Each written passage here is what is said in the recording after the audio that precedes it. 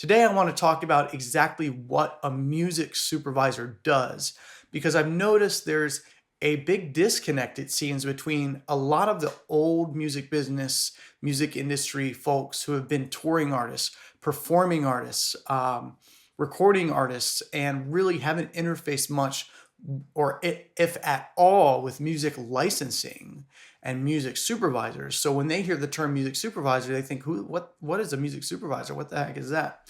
So I'm here today to clear up some of that confusion and talk about what a music supervisor does. I'll start with just where I started as a music supervisor before I really knew what it was. I was doing the process of syncing music to picture. When I was in high school, and even before that, when I was a kid, I used to love getting the video camera out and making silly movies, just goofing off like little kids do.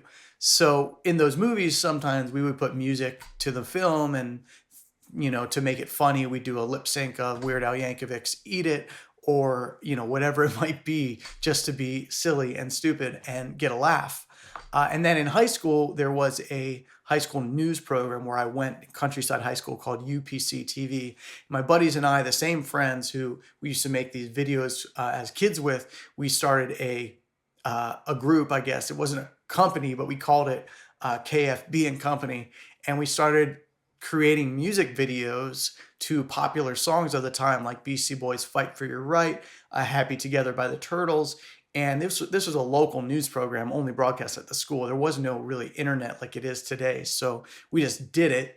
And, we'd do a parody of those songs and film people in school doing silly things, and then edit it in the edit bay and release it on the show's news program.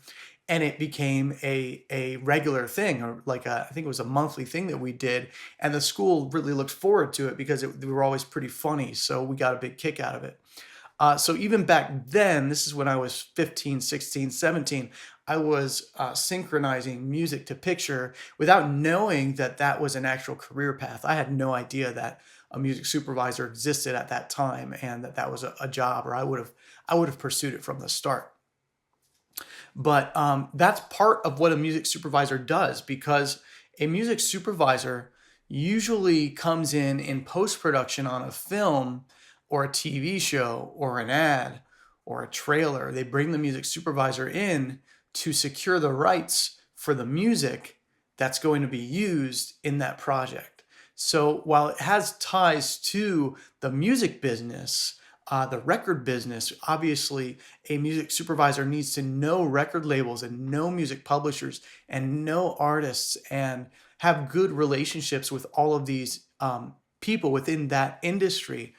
A big part of it, I'd say even more a part of it, is working in the film and content industry and having relationships with producers and showrunners and editors and creators that are creating content, because they're the ones who hire music supervisors. We work in post-production for a production company. Music supervisors are not hired by the record label or a music publisher, unless there's a soundtrack involved. That might be an exception.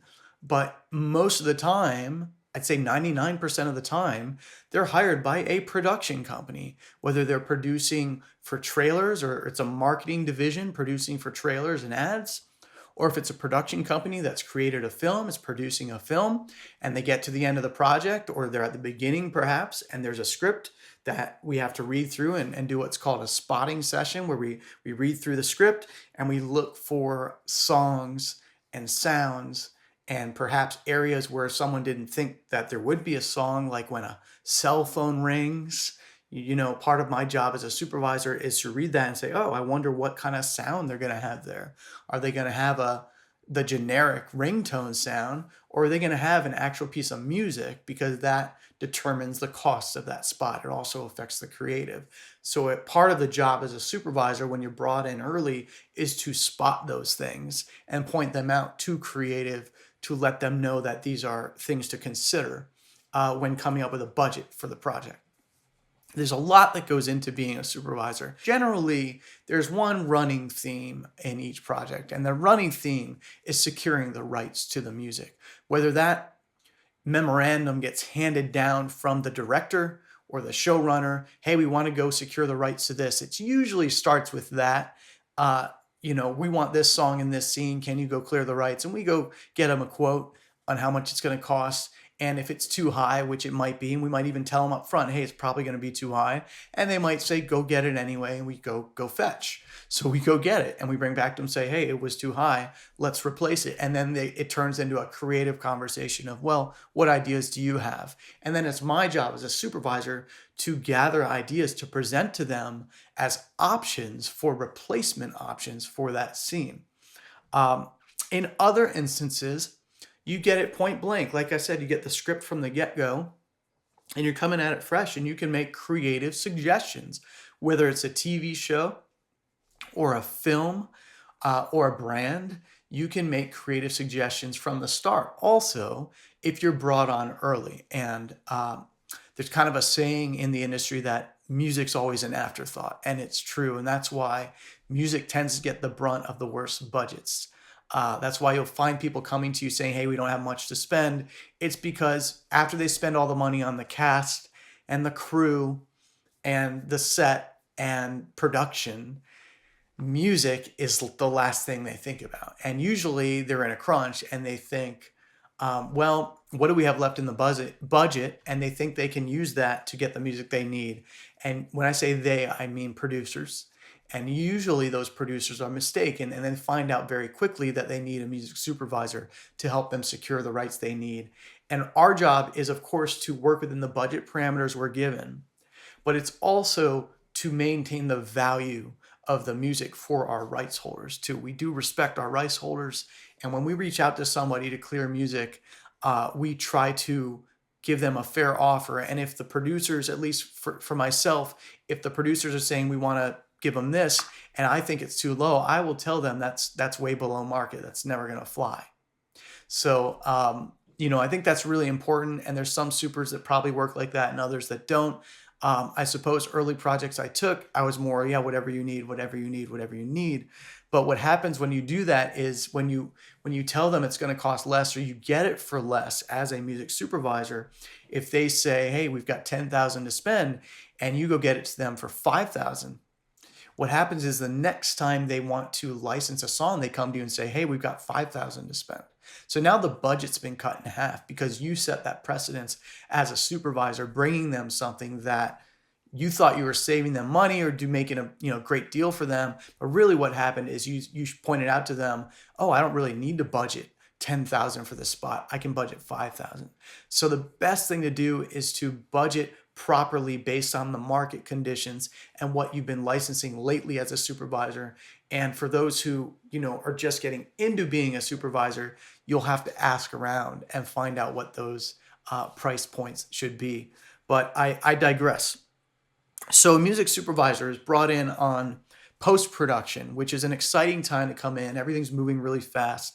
And you've got to secure rights quickly and make magic happen, which is always fun. I like making magic happen. It makes my clients happy, and the licensors are always happy too. So it's a really fun process. For instance, I was working on Ingress the Animation, which was an animation project for Netflix. That project was a lot of fun because I got to go to the post-production facility, which is always a blast.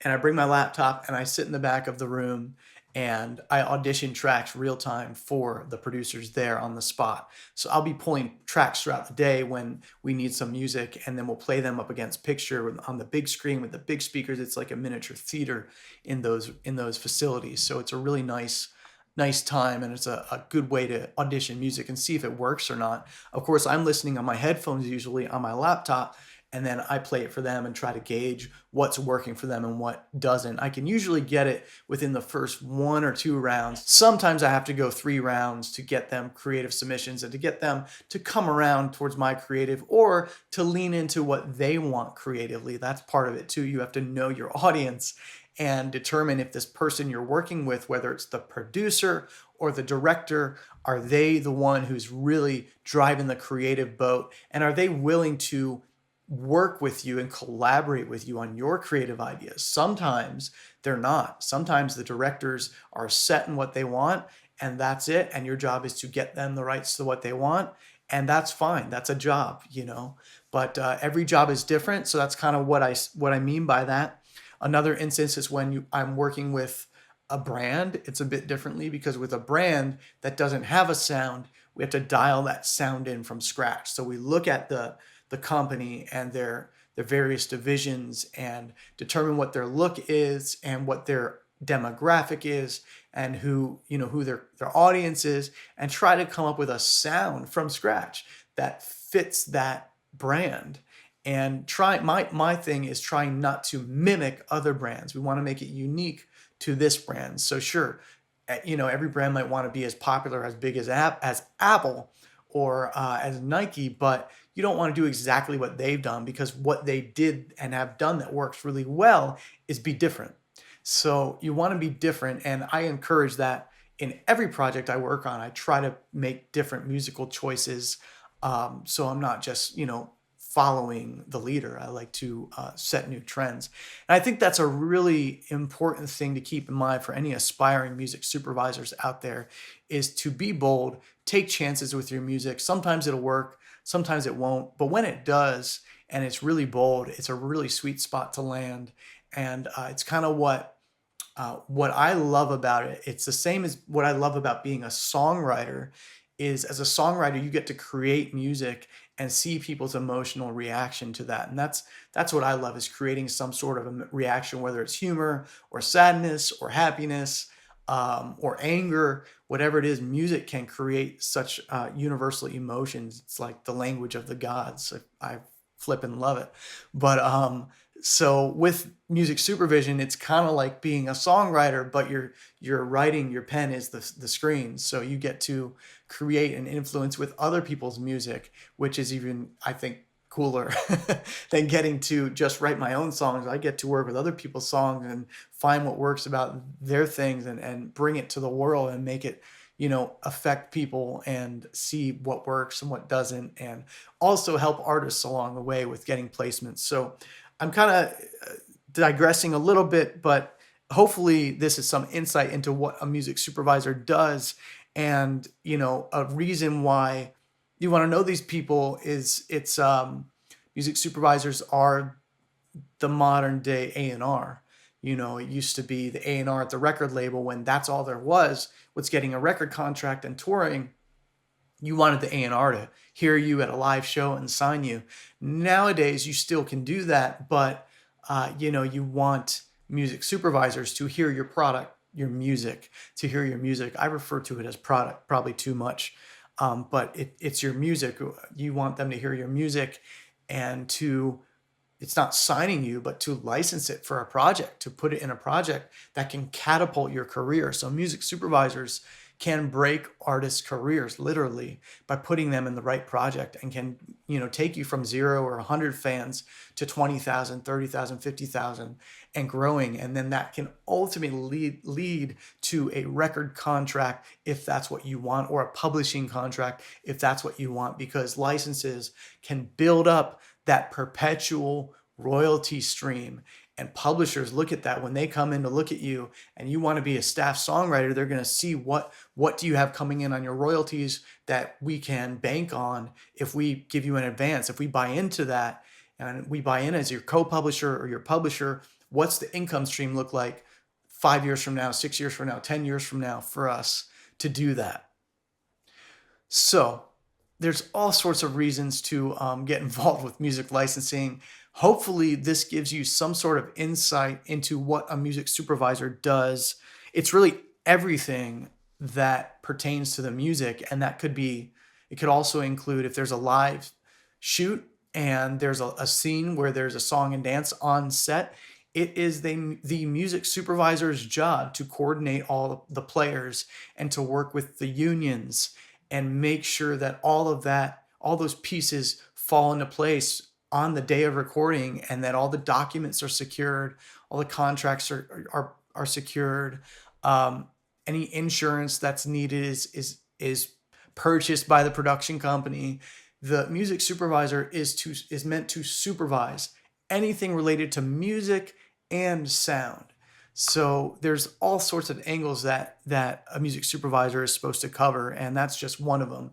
If there's a musical, a show, a film that is a musical like Glee or The Prom on Netflix, a music supervisor is responsible for setting up those pre-record sessions where you take the cast into the studio and you record in the studio, and you make sure that when you record that's going to sync up on the day of the shoot. You make sure that the continuity is in place, meaning that there's no issues with their lip sync being off, and you're watching them while they're singing it to make sure they got it right, because you are in charge of the music. You're supervising all the music elements. So a project like that is extremely involved for a music supervisor, in addition to securing all those rights for the source music and all of that. You have to do all of this other stuff that comes with being a music supervisor for productions, for film, TV, ads, and also securing the composers. If a composer is not already on a project, it's the music supervisor's job to bring a composer in. So the music supervisor is there in a supportive role to the producers of the film or the TV show or the ad or the trailer or the video game or whatever it might be, to supervise that process for them. So having an understanding of music is super important. Having relationships in the record business, in the publishing business, is incredibly important. And having relationships in the entertainment business, in the film business, in Hollywood, is incredibly important as well. If you're interested in getting your songs into your favorite TV shows, films, commercials, trailers, and video games, you're going to want to check out the free guide below.